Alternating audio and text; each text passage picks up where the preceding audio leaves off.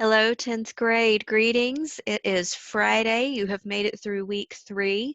I still miss you all very, very much. It's very hard not to see your faces or hear your voices, but I want to be able to provide you with some encouragement today. I'm going to read a scripture that you've probably heard multiple times, but I know that it's always a good reminder for me. And so that's going to kind of be our prayer for today. It's Psalm 139. And really, it's just my prayer that you all during this time are made very much aware of the deep love that the Lord has for you and that He has good plans for you. And that He's a good God and that He cares about the day to day as well as the larger things that may be obvious to others and then again that may be hidden as well. So Psalm 139 says, O Lord, you have searched me and known me. You know when I sit down and when I rise. You discern my thoughts from afar. You search out my path and my lying down and are acquainted with all my ways. Even before a word is on my tongue, behold, O Lord, you know it altogether.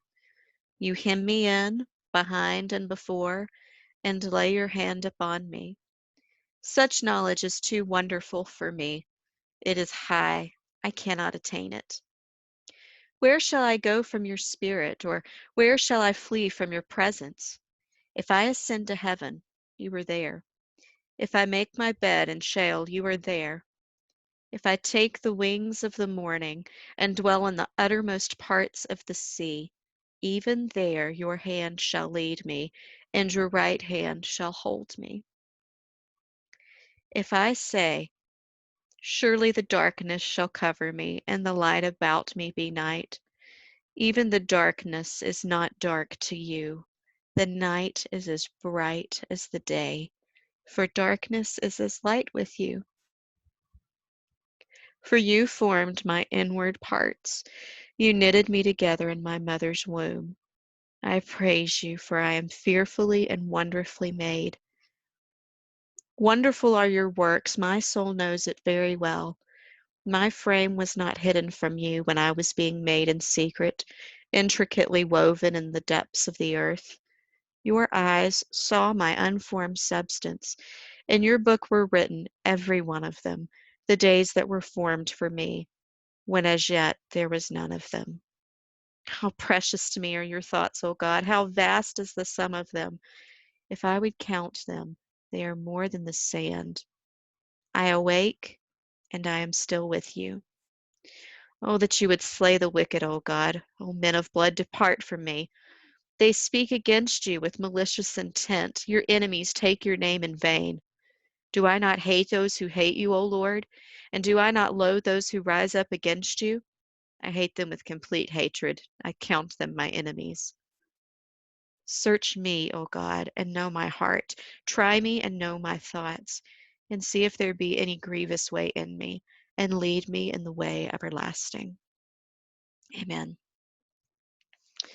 All right, so as we wrap up week 3, I want to give you just an overview of the things you need to be focused on for today. So first, you're going to be reading The Old Man and the Sea, pages 80 through 100. Remember, this week I'm trying to balance the overlap we have with our individual novel and our shorter works that are still novels, though, so they're not too short. So you're reading this week. We'll finish reading at the beginning of next week. And I will have some assignments. So we are going to do some things with this, some discussion and some 15-minute paragraph work for this. So just make sure that you kept up with the reading so that you can have fruitful discussions with your classmates and be able to really dig in and meditate on the things that you're reading. So I'd like for you to submit your individual novel notes by today, and hopefully this will really help you as you write your worldview paper. I'm going to talk a little bit about worldview today, and then Monday I should have the deadlines for you. I've got to work out a few other things during this time of really being flexible so that I can communicate with you all well and have a good game plan. All right, so discussion post, your answer and responses to two classmates that's due today. So make sure you do that and put some thought into it. I look forward to seeing what you have to say. 15-minute paragraph is due today. Again, you pick pretty much any theme that pops up in your book and you trace it through your novel. Okay, so you've done things like that before. What I'm doing is really trying to give you a warm up for talking about bigger picture things like worldview. So while theme is not the exact same thing as worldview, there is a connection. So all right, week 2 and 3 survey is today. If you'll just please let me know how things are going, give me some feedback, anything that you really feel like you would like to tell me, take the opportunity to do that. I want to hear from you guys. And then coming up, open book vocabulary quiz, Friday, April 24th. And I will probably end up changing that to Monday, but I've just not changed that on the stuff yet. So not this coming Monday, but the Monday after the 24th is when we'll do that quiz. All right, so with worldview, some things to think about with worldview. So we have things like genres. Those are the types of stories. So you may have a romance novel or a historical fiction or sci-fi, fantasy, western, adventure, suspense, mystery, horror. Those are all genres, so types of books. Then we have themes. Those are like the big ideas such as friendship, love, good and evil, all of those types of things. We've talked about tone. What's the author's attitude towards what they're talking about? What's the mood? What's the feel that you get as you're reading the story? And so now we're moving into worldview. And I think you've probably talked about this in some other classes. But worldview, honestly, you just look at the word, sorry, and it's the way that you view the world, how you answer those bigger philosophical and theological questions. And so a worldview will often surface in a book. A character may have a particular worldview.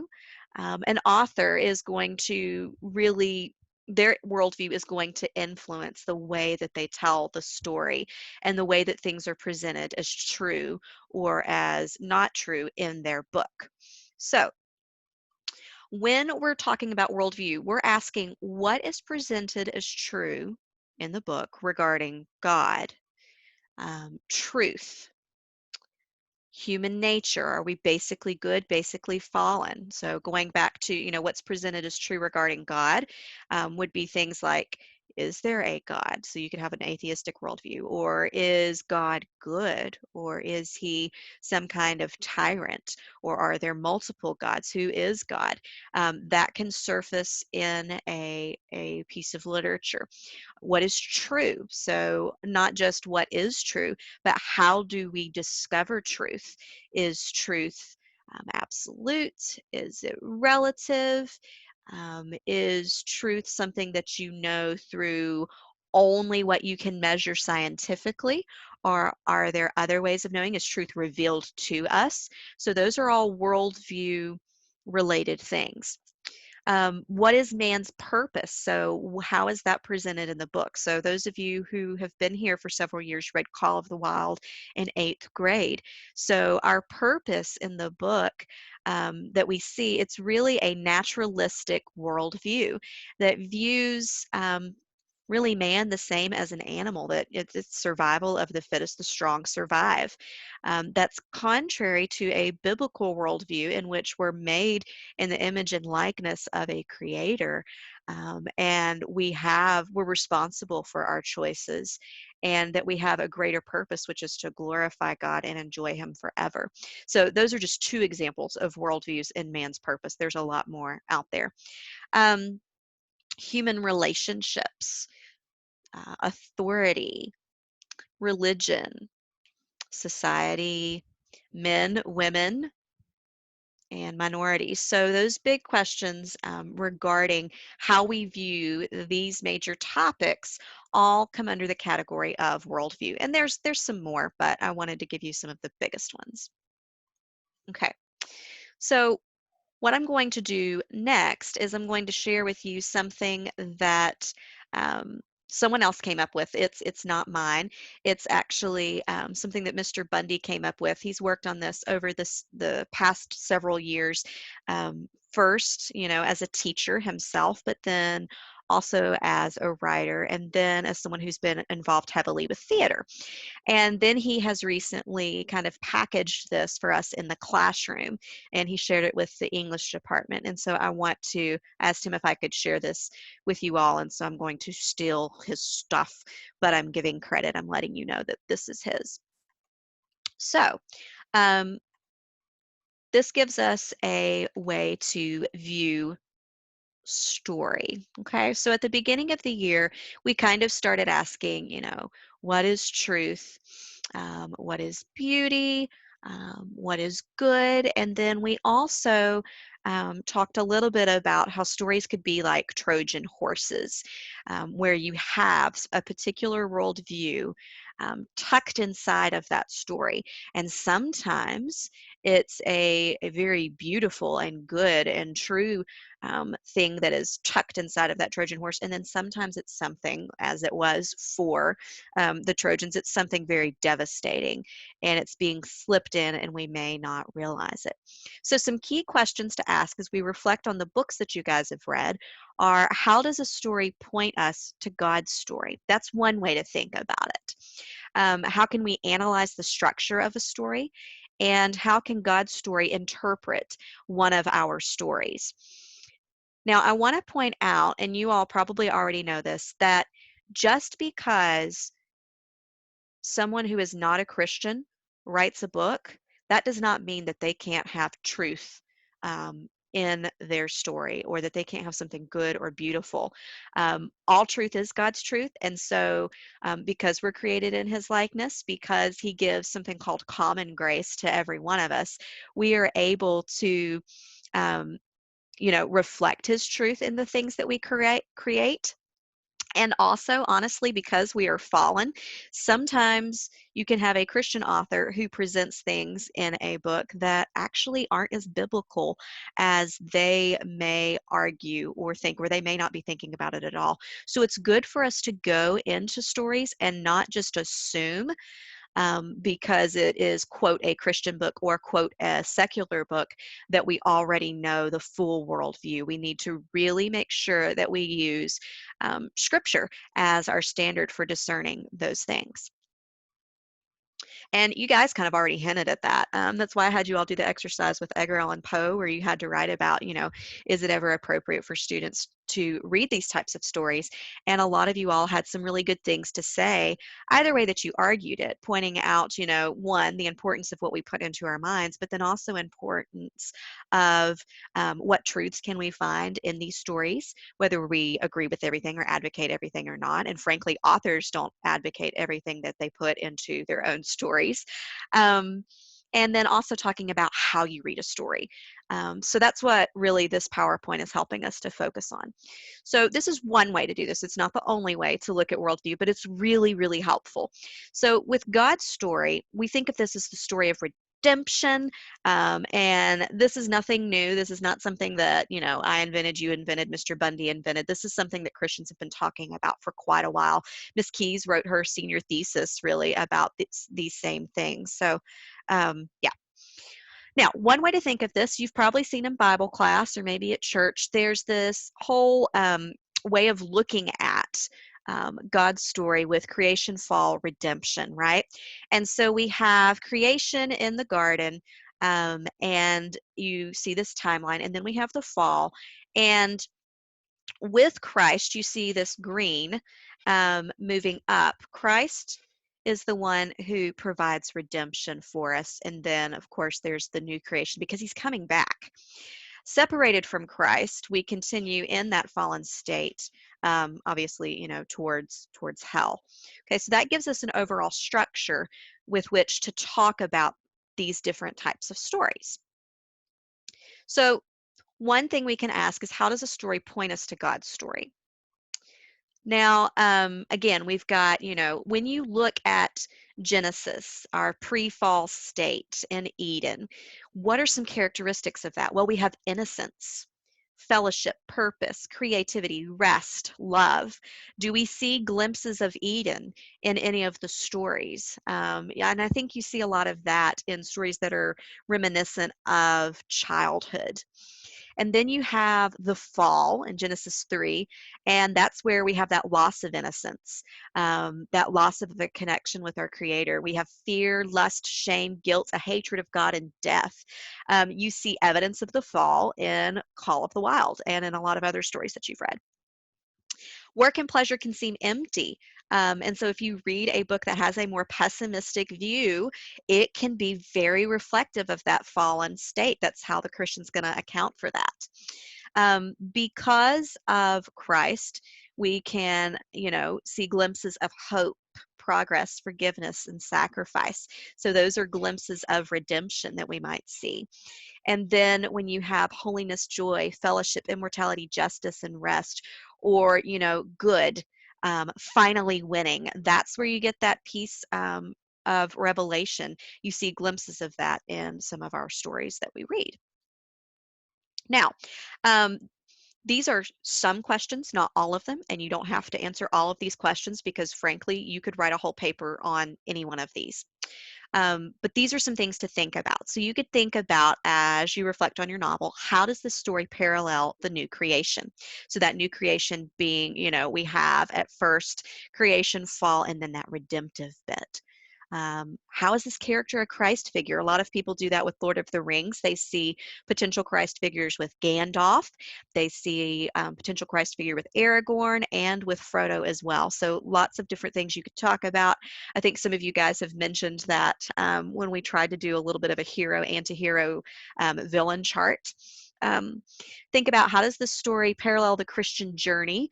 Pilgrim's Progress is a very literal version of that, but could you find some other stories that maybe it's not a Christian story, but you could see some similarities? So there are things that you bring to the table as a Christian as you're dealing with these structures and types of stories. Because ultimately, the types of stories we tell, they reveal something about what we most deeply want. So you have stories that we tell of romance. Well, what do we most deeply want? We want to be loved and accepted. That's put in us. It can be messed up, but that's a desire of our hearts. Or we deeply have this desire for adventure. So we have adventure stories with quests. We want to see good prevail over evil, so we have stories in which that happens. We also like to think of being inventiveness, or that there is something that is out there greater than ourselves. So we have things like fantasy, in which the imagination can go wild, maybe in a very good and beautiful way. And also think, what can this story teach me about the human condition? And I really think that for a modern novel, you're going to see that come up a lot. So a lot of you may camp out there. It's also a bit broader than some of the others. So that's just a thought. All right, so the structure, how can we take that diagram that Mr. Bundy drew and use it to help us analyze the structure of a story? Because guess what? Not everything's going to fit creation, fall, redemption, and we're not going to try to force it to. But here's what we can do. So you all are familiar with the pyramid, or some people, you may see it kind of as a mountain or plot diagram, or a witch's hat. It usually has some jagged edges in here. So you've got your beginning, your exposition, your rising action of all smaller events, and then your climax, and then your denouement and your end. Okay, so we're going to look at that. Now, there's different structures for stories, but this is just one that's really common, really helpful. So we're going to use that. And then we're also going to think about, and I usually share this with students when I talk about drama, especially comedy and tragedy with Shakespearean drama. He drew it a little bit differently with the U. But Northrop Frye talks about how a comedy starts off with order, and you have that beginning, and things are good. Okay. And then you have your conflict, and things kind of decline. You have a sense of disorder, of things not being right. And then those are rectified into a new, beautiful order. Okay, so we see that in a comedy consistently. And that's traditionally what a comedy is. It's not just ha ha funny. With a tragedy, what happens is we have, um, you know, things inverted. It's reversed. And really, I would also say that you have your state of order, okay, and there's a conflict, and it really just goes downhill from there. You stay in the chaos, and the chaos grows and destroys. And so we see that with Macbeth.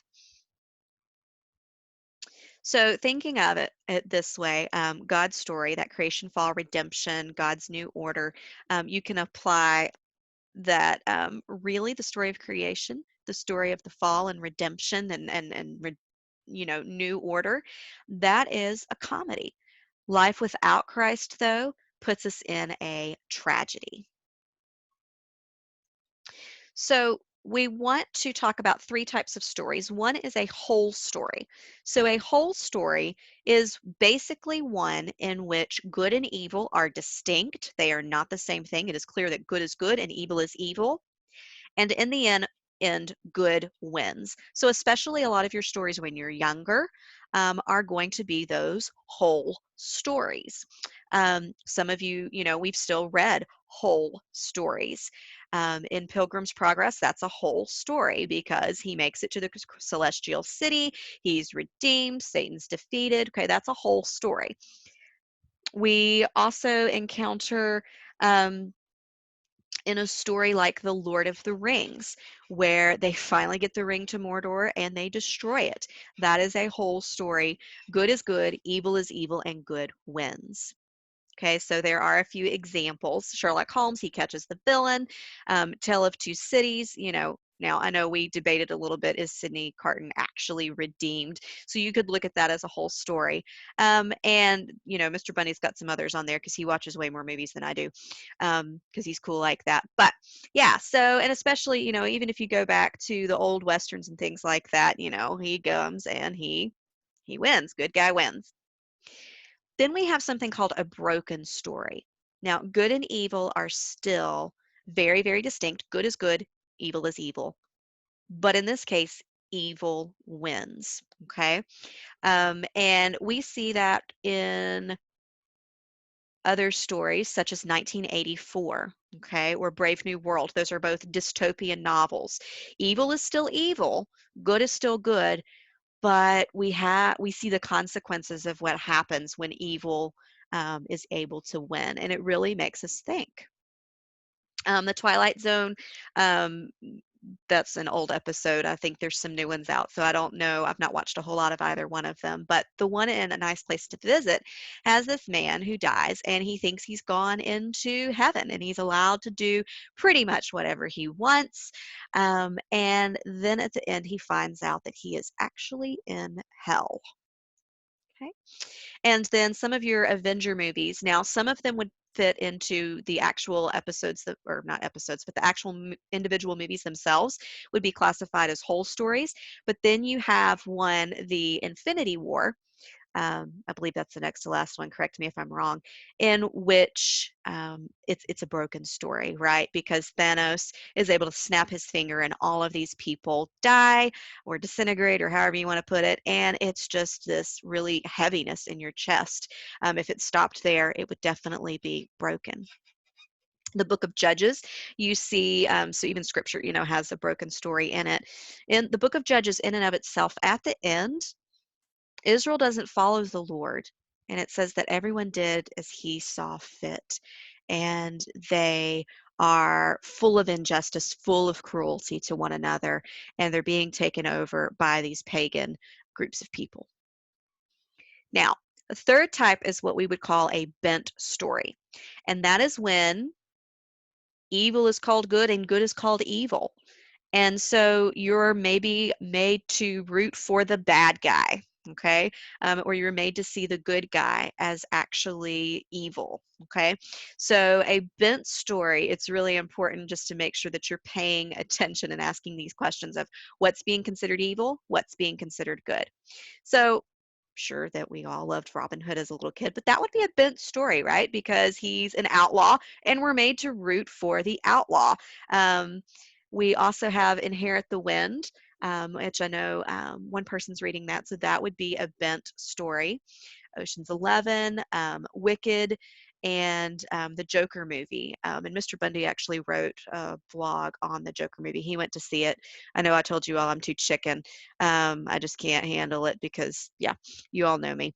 But, and that doesn't mean, that nobody should ever watch it. It just means that I am very sensitive. But there is a benefit to looking at bent stories. They do make us think. And I think really in our culture right now, it's a popular type of story, and we need to be ready to discuss these. All right, so in Wicked, there is a section in which Glinda is singing, and she is talking about, let us rejoicify that goodness could subdue the wicked workings of you know who. Isn't it nice to know that good will conquer evil?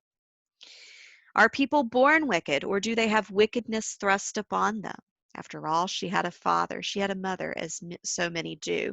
And here, right, in this story, it's questioning what is really good, what is really evil, which side should we actually choose? Are the people that we've considered wicked before, are they really wicked, or are they just misunderstood? Okay.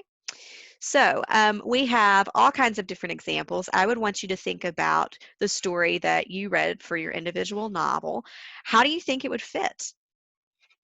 Is there one that doesn't fit nice and neat? So there are some stories that, like A Tale of Two Cities, that would be fun to really discuss. Okay, well, if Sydney Carton is redeemed, then we're going to see that as a whole story. If he's not, we might see that as broken. Or does Dickens have a true understanding of what good is and what evil is? So this really gives us a way to discuss these different stories. Macbeth is one that is really interesting to talk about. It is a whole story with a broken emphasis. So with Macbeth, actually Macbeth, our main character, he's the bad guy, right? And the good guys win. Macbeth is defeated. So you would say that it's a whole story, right? But there's a lot that's broken, right? You see a whole lot throughout where he, as evil, is winning. And if you look at it from the perspective of his soul, he's in decline. And so really evil wins for Macbeth. And so then you have that broken emphasis. Okay. So there's a lot of nuances with this as well. This is just a really helpful tool for us to talk about these stories. Okay.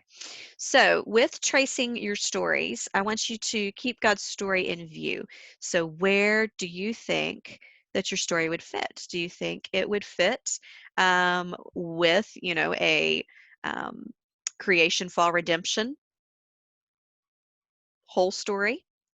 Do you think that it would actually end up, broken, sorry, or bent? Okay.